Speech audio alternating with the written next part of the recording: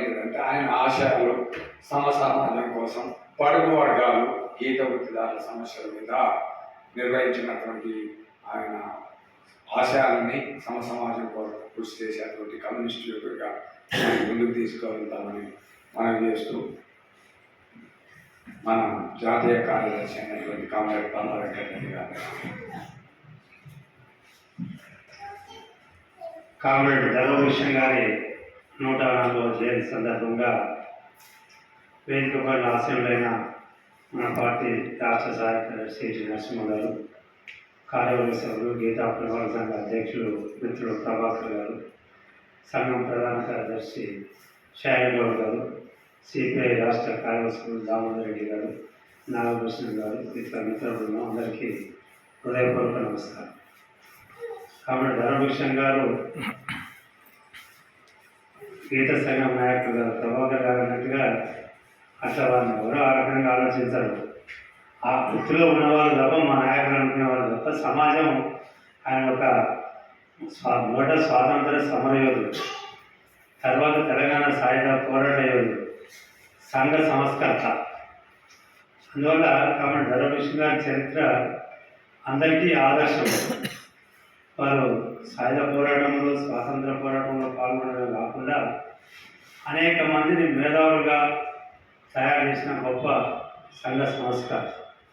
ఆ ఫలితంగానే వారు మరి ఎమ్మెల్యేగా, పార్లమెంటు సభ్యుడిగా, కమ్యూనిస్ట్ పార్టీ జాతీయ నాయకుల వరకు ఎదగడమే కాకుండా గీతా పనివాళ్ళ సంఘం, దీని తర్వాత వారికి ఆలోచన వచ్చి ఈ గీతా వృత్తి పనివాళ్ళ సంఘాన్ని ఏర్పాటు చేయాలనే ఆలోచనతో మన రాష్ట్రంలోనే కాకుండా దేశవ్యాప్తంగా ఆ వృత్తిని మరి ప్రోత్సహించడం కోసం సంఘాలు ఏర్పాటు చేసి పెద్ద కార్యాచరణ రూపొందించిన గొప్ప నాయకుడు.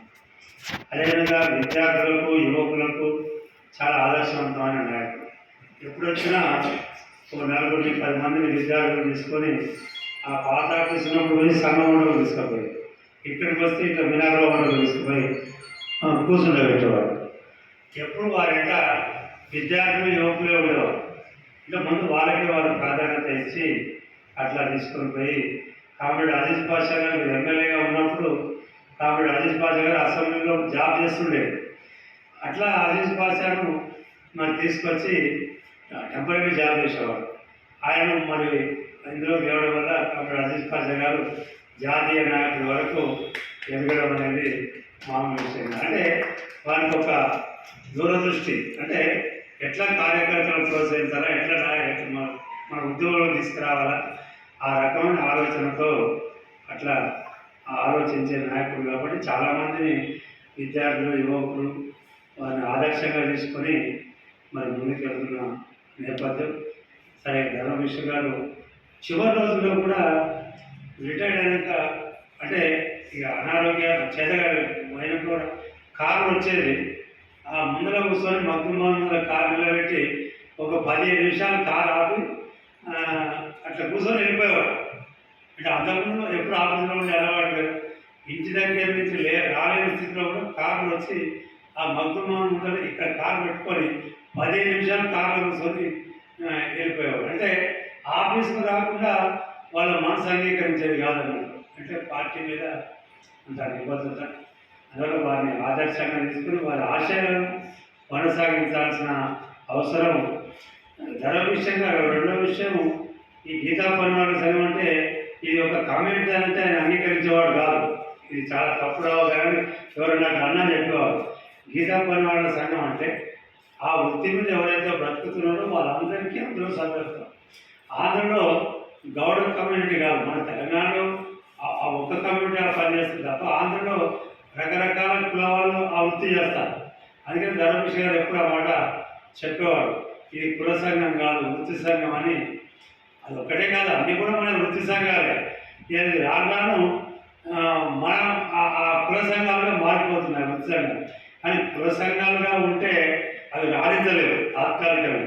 అది వృత్తి సంఘాలుగానే ఉంటేనే బహుజనులను ఆకర్షించడానికి అవకాశం ఉంటుంది, దాన్ని ముందుకు తీసుకుపోవడానికి అవకాశం ఉంటుంది. లేకపోతే అంతవరకు గీతం తీసుకొని ఏ కులానికి ఆ కులం అనే పరిమితి రాకూడదు. అది చాలా రాజకీయాలలో కూడా ప్రమాదకరం. ధర్మభూషణ్ గారి ఆలోచన అది ఉండేది కాదు. వాళ్ళు అనుకోవచ్చు తప్ప ధర్మభూషణ్ గారికి ఆలోచన ఎప్పుడూ ఉండేది కాదు.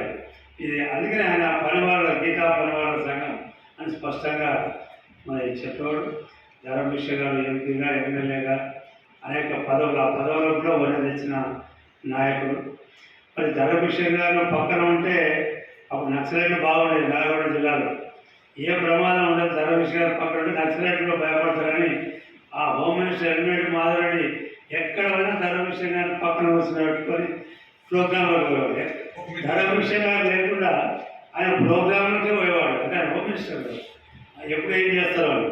ఆఖరికి ధర్మభూషణ్ గారు లేని టైంలోనే ఆయన వెళ్ళిపోయినాడు. అంటే అంటే వాళ్ళు కూడా అభిమానించేవాళ్ళు. దాని అర్థం అందువల్ల అలాంటి నాయకులకు నివాళులు అర్పించడం అంటే వారి ఆశయాలు కొనసాగించడానికి మనం అందరం అంకణ బదులు కావాలని మనం చేస్తూ సెలవు తీసుకుంటున్నాం.